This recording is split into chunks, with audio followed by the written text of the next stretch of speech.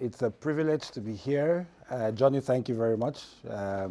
We met some months, just about a year ago, but it's not like if we've known ourselves for 20 years. I crossed paths with Johnny and I told him, I don't know what it is with myself and Germans. I can't escape them. We wrote a book and the guy here is a German. And my father had Germans all his life and we fall into Germans. My first investors were Germans. My wife has a dress company. The first person that bought from her was somebody from Germany and stuff like that. So that's how we got to connect with Johnny. Johnny has done all the introduction, so I'll just jump into the topic for the day. I need to be able to time myself, if you don't mind. Okay, great. Right, thank you. I just got a new set of glasses. So it's supposed to be very focal, but I've been swinging my head all around the shops trying to focus. So I might have to wear them on and off as we speak. So I hope you don't mind. Right, so that's a book we wrote, and I just thought it was a fitting title, just to try to mobilize people. Why am I here? I'm just here to restore hope and to mobilize us to see the potential in the African continent.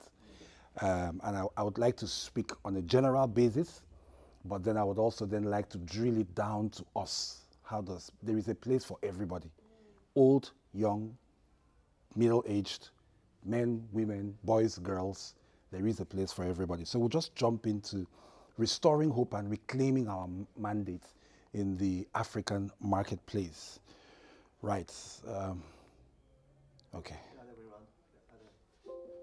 Oops. Okay, I need to remember that.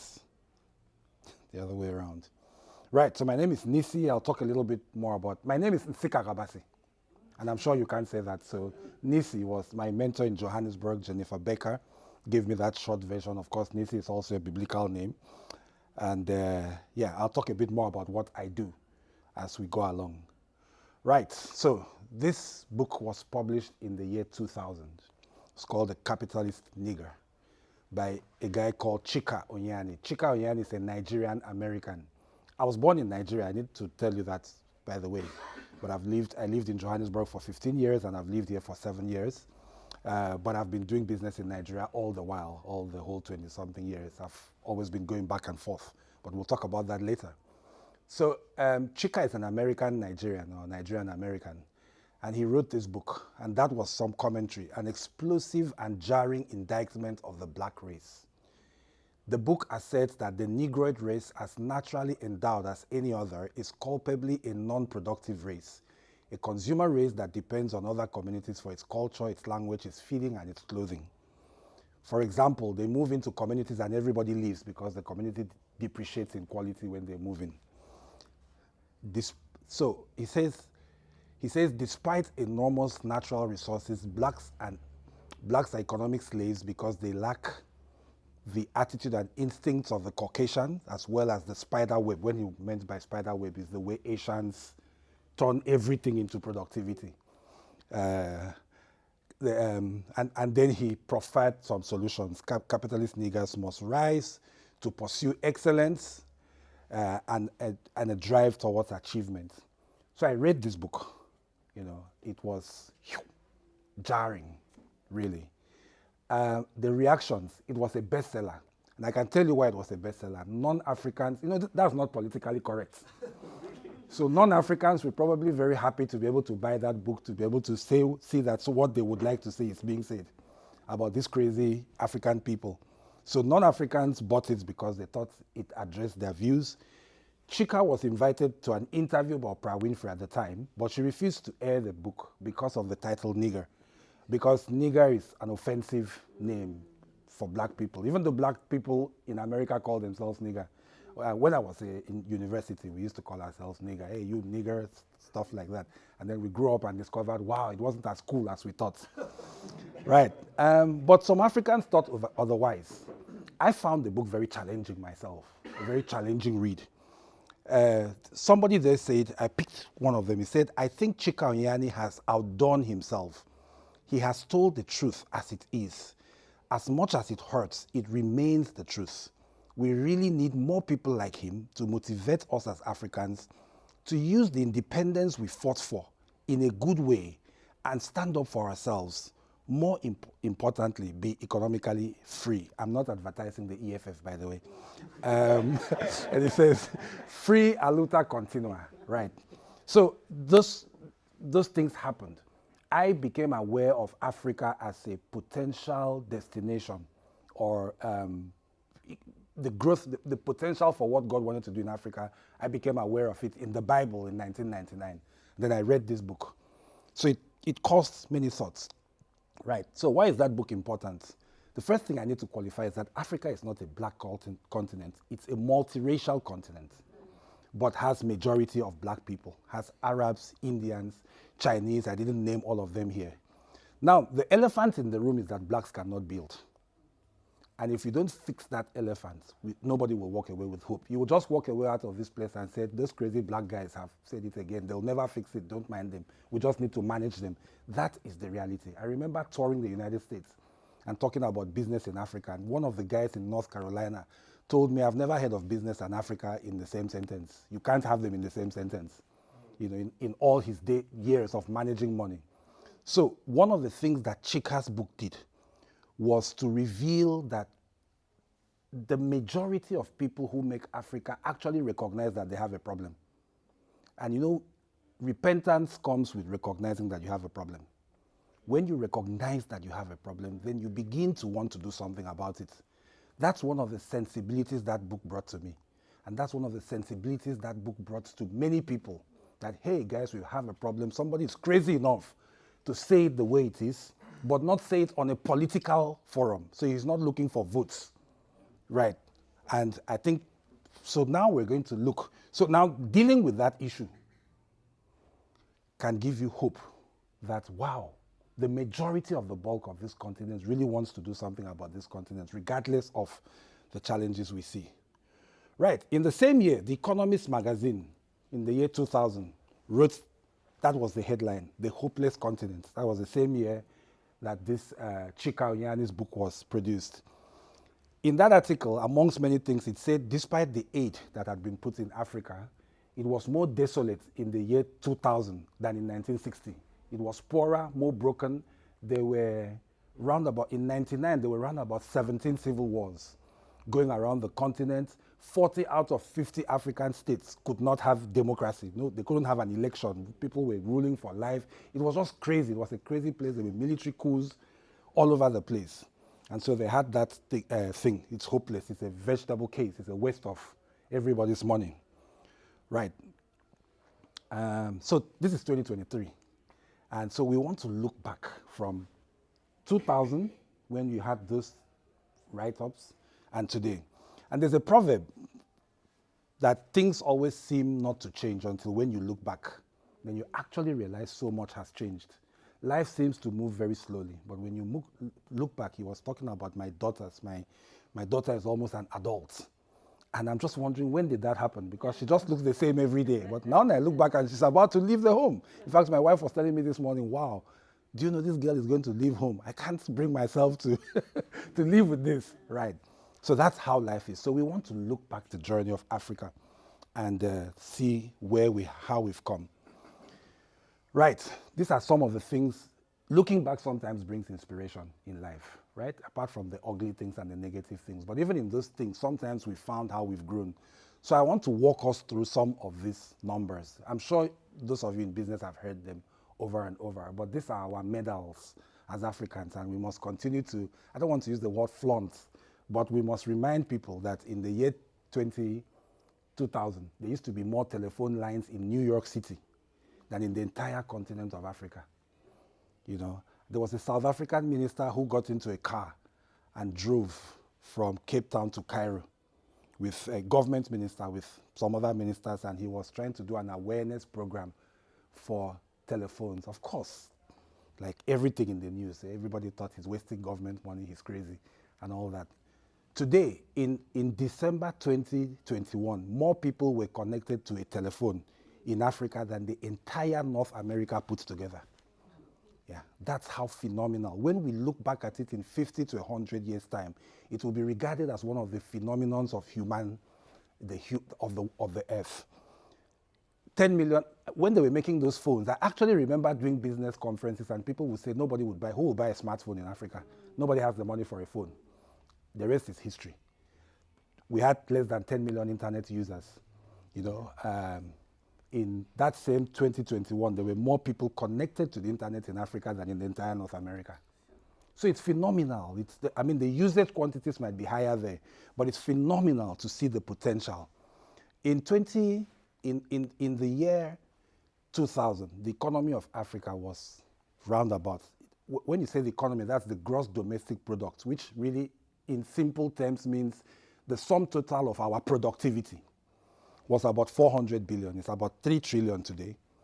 If you measure it in US dollar terms, if you actually measure it in the actual value of the money, it's $6 trillion equivalent. Now, that means that Africa was a quarter the size of the UK in 2000. It's equal to the UK in size today. And actually, in purchasing power parity, it's double the size of the UK. And if you grow at that rate for another 20 years, it will be 4 times the size of the UK. So it's phenomenal. That is the reality. The income per head might not be the same, even though it's growing faster in Africa than in the UK, but it's still not the same. That's why people in the UK are still averagely richer. But when you collect it together, something phenomenal has been happening in the midst of what we've seen. I love the video we shared. There was a time we were on 8 continents. And then in 2007, something significant happened. For the first time in the modern history of Africa, trade surpassed 8. And that was a big one. And it has grown since. Its trade is now many multiples of 8. And there were these videos all over the place from Kenya, from whatever. And countries were saying, business people were saying, give us trade, not aid. We don't want aid, we want trade. There is still a place for aid because aid helps the less privileged who cannot do business. But yeah, so that's what happened. So I read a statistic that blew my mind, that every year, Africans in the diaspora send collectively $100 billion back home. So that's equivalent to building an entire South African economy every 4 years. Just think about that, a new Nigeria. So it's like every 10 years we build a new South Africa and a new Nigeria. Why are they doing all this? Would you be sending all this money if you thought the thing was a basket case? No. You are doing that because there is a sense of growth. There's a sense of destiny. There's something everybody thinks is happening. Almost everyone I know in the diaspora, and there's a lot of people in the diaspora, almost everybody I know in the diaspora is doing something back at home, a project, a housing estate, a road project, farming, stuff like that. There's this thing that book unlocked in us, that it is our responsibility to do something about our nations, right? And I could go on and on. I'm talking here about the 10,000 companies from Asia. The Financial Times reported that the Asians, they were actually talking of the Chinese, and they were saying they could identify 10,000 Chinese companies in Africa who had moved to Africa, who had a combined value outputs of $250 billion a year and would grow to $500 billion. So they would be as economically large as an entire country by 2025. And of course, we live here, we know it. Sometimes it doesn't sound like we know it, but there is thousands of initiatives. Business Connect. Sorry, I have a company called Biz Connect Africa, by the way. So Business Connect is one of those initiatives. I might not have known that it exists before Johnny invited me. Unfortunately, our news is not very fond of talking of things like this. So you can live in this place for 30 years and you don't know that people are doing something about something, but you would know about all the problems in the area. Right, so these are some of the changes we've seen on the continent over the years. Now, what are the triggers to these changes? One of the triggers is South Africa, actually. The ending of apartheid and the reintroduction of South Africa into the rest of Africa helped a lot. South African companies and people did thousands. There was a time there were South Africans in 2,000 projects on Africa. If you check the top 5 investors on the African continent over the last 20 years, you'll find out that South Africa is one of the maybe top 3 or top 5. So let me give you an instance. Nigeria now has international music stars. And those people became international entertainment and music stars because a company called MultiChoice went there and helped them to organize the sector. right? And then suddenly that industry became straightened out. And it's like that across. When I was growing up, there was no mall. We didn't have a single mall, right? You would go to Lagos, 10 million people, there's no mall. Now there are malls springing up all over the place because a company called Brawl and ShopRite and all these people went in and began to organize the markets. Now, the last time I went to Johnny, I was telling Johnny, we went a few months ago, there is now proper stores everywhere. Everybody is now trying to build a store like a mall. When I was growing up, it was like this old, remember those old Chinese and Indian stores where everything is everywhere and you fall over everything when you're trying to shop? Yeah, that's how everything was. So there is thousands of these companies in telecom, MTN, we know the story, in property, in everything you can talk about. Then, so if you're struggling in South Africa, sometimes you have to bear in mind that part of your struggles has been that you have stretched a hand to help your brother to build, and this is across the whole continent, right? It's always good to know that. It at least helps you to see your struggle from a different perspective. And then the end of the Cold War was a big one. Of course, one of the things that helped apartheid to end in South Africa was also the end of the Cold War. During the Cold War, nobody cared about anybody's politics. Everybody wanted authority and influence. When the Cold War ended, countries then began to look for good governance. You know, what I mean by that is, when there was the Cold War, if there was a coup in Nigeria, the Americans didn't care as long as the new general was pro-America. They didn't care about democracy. If there was a coup in Mozambique, the Russians didn't care as far, or the Soviets didn't care as far as there was a pro-Soviet person. But when the Cold War ended, then people began to look at the countries a little bit differently. So the tensions and the clashes and all that were less. You know, with the end of the Cold War, the wars reduced from, we still have a lot of conflict in Africa, but it's 10% of what we used to have. There was a conflict everywhere. You know, all those conflicts reduced, and then countries began to have democracies and pseudo-democracies. Now there are countries that have had democratic elections. I mean, like in Nigeria, where I come from, we've had about 6 or 7 elections in a row. This was a country that went for 30 years with successive military coups. So there is progress there. Then another big one is China. The Chinese introduction into trade and investment propelled the African continent forward. China used to be very small. They used to do less than $10 billion of trade with Africa. Today, it's Africa's biggest trading partner and has really driven. Chinese influence in Africa has also helped the rest of the world to say, wow, we also need to do something about these people. So those are some of the triggers. So what happened? 10 years later, the Economist wrote another article and they apologized. And they said 10 years ago, we called them the hopeless continent. We actually changed. In that particular magazine, I couldn't find it. They actually called it, we said they are lions on the move. They said they are not perfect, but the statistics in the last 10 years has shown that they've changed their trajectory. So these were the kinds of headlines you can see here. Africa rising, aspiring Africa, the African century. So suddenly, where there are negatives, they were just recorded as a negative issue, but not a blanket statement over an entire people group. You know, it's not easy to get a lead. I think The Economist is the top magazine in Europe. It's not easy to get a leading publication to say sorry, that we judged you wrongly. Yeah. So that this other guys, they called it the African century, right? I hope this is making some sense. Okay. Right. So now this is Dr. Pepler. Dr. Pepler is a well-known radio and TV presenter of the environmental documentary program in South Africa. I'm sure some of you must know him. And he's a globally renowned ecologist. He visited Rwanda, and those were his comments. A few days ago, I landed for the first time in my life with a group of eco-tourists from Leave the Journey in Kigali, the capital of Rwanda. When we drove out of the airport, our bus immediately became dead silent, and everyone was staring outside, speechless, coming to their senses minutes later.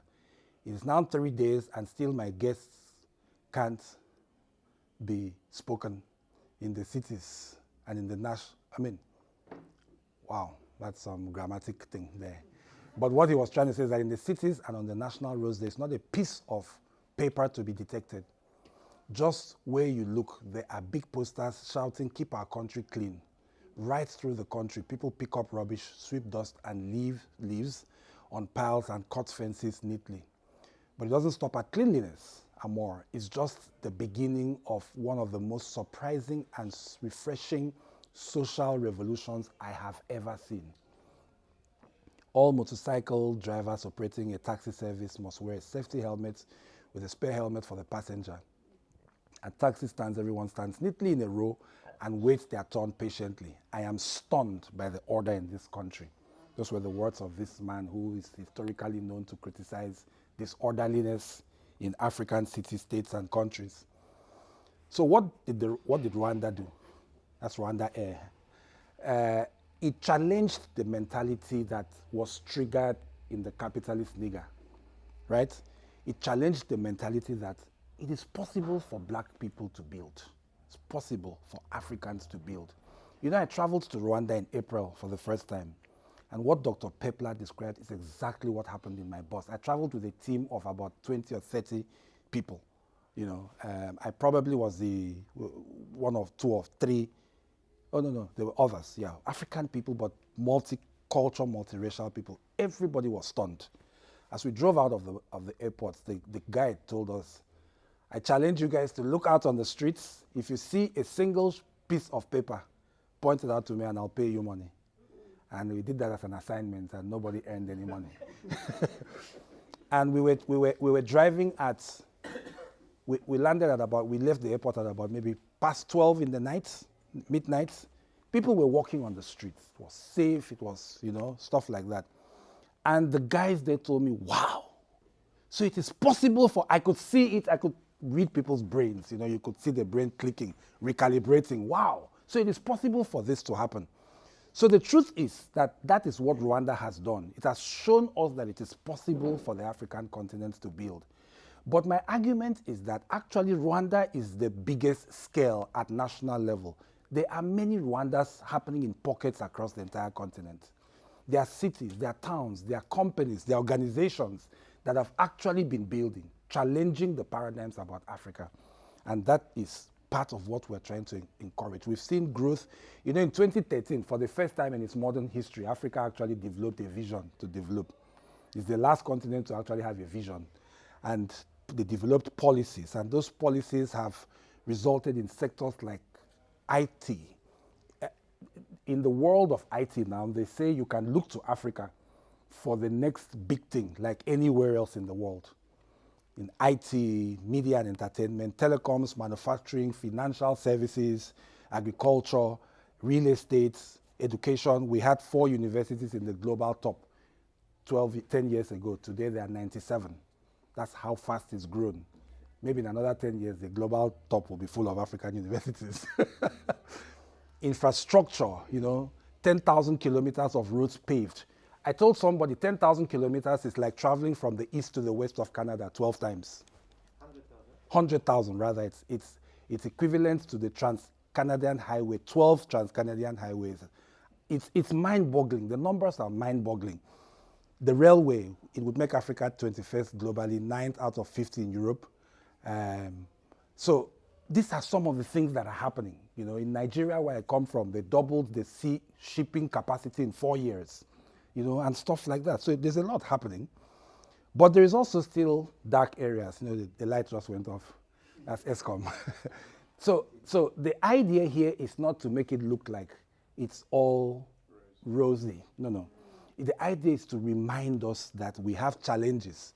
We still have power crisis, crime, unemployment, corruption, immigration, conflict, poverty, terrorism.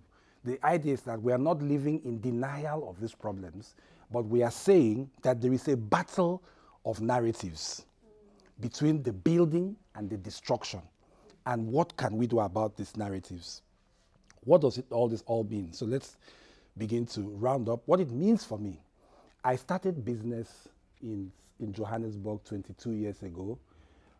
I arrived Johannesburg with probably about $200. I used it to pay at a business school to get a business degree, and then started trying to sell equipment, export equipment. What I used to do is I didn't have any capital. So I got 2 partners together. They gave me 6,000 rand. I bought a ticket. I went back to Nigeria where I had my networks, and I said, wow, I've been to South Africa. They produce stuff, they manufacture stuff. Would you like to place orders? There was no internet back then. So I would get business people and talk to them. People would order printers, equipment, machinery, stuff like that, but you had to pay me 100% cash upfront. And I would find ways to give guarantees, and that was very difficult. And then I would bring the money and come over to South Africa, and I would then order this equipment and ship. Back in the days, we used to carry the money in bags because there were no bank transfers. So I used to carry sacks of money through dangerous cities, to go to the bureau de change that is in another city, 700 kilometers away, to change it into dollars. That's how it was. Today we do that with an app. It used to cost me 15 rand per minute to make a phone call. I didn't have phones at home. It was too expensive, so I would go to a quiet telecom phone somewhere and call clients so that it sounds like an office. They shouldn't hear cars passing in the back, and I would use my friend Jennifer Becker. I would use her email so that it sounds like a business email, because when I use a Yahoo email, then they think it's one of those Nigerian letters you get, so they don't think I'm serious. So that's where we were. And this is where we are today, where we do those transfers online. I have bank accounts in other cities and global places. My bank accounts in Africa can match them. The quality of the services I get, sometimes they're even better. Now I opened one, it's on record, so I wouldn't mention the bank, but it's a big global bank. I couldn't believe the quality of internet. It was like the 1990s compared to the services I get from my bank. That's the reality.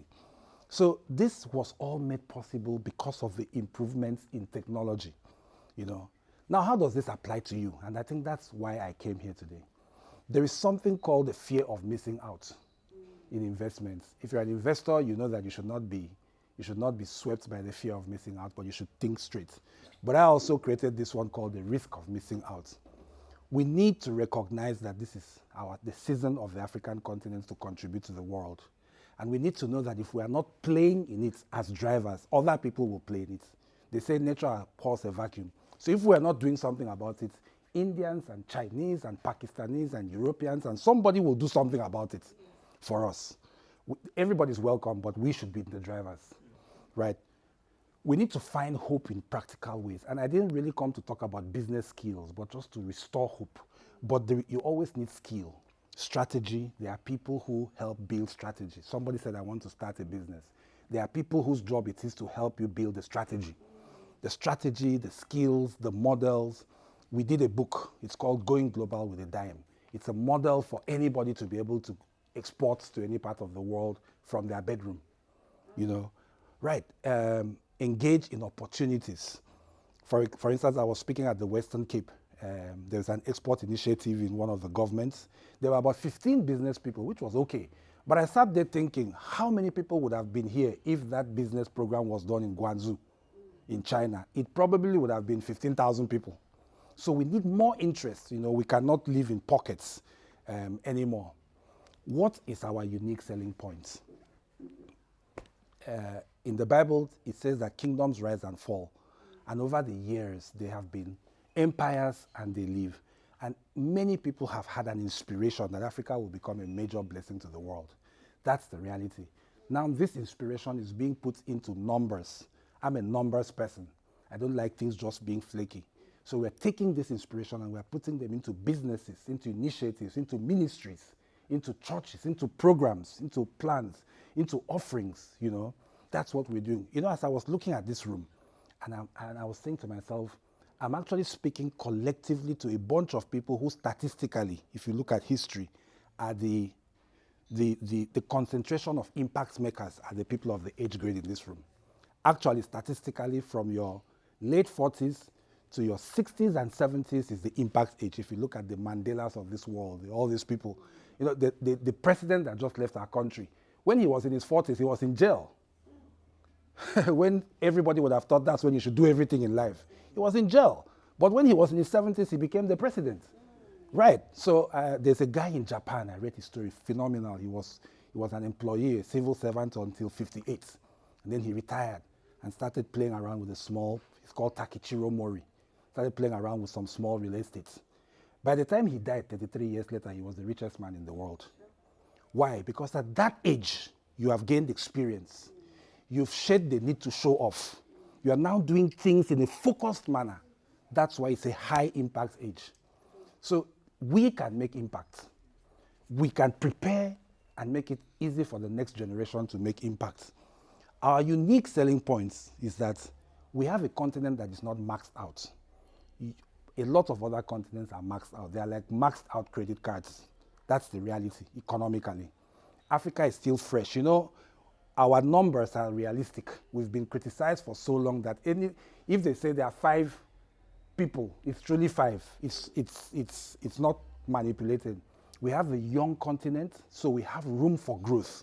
The rest of the world is now beginning to look for us because in the maxed out credits, they are now looking for places to grow, places that can help growth.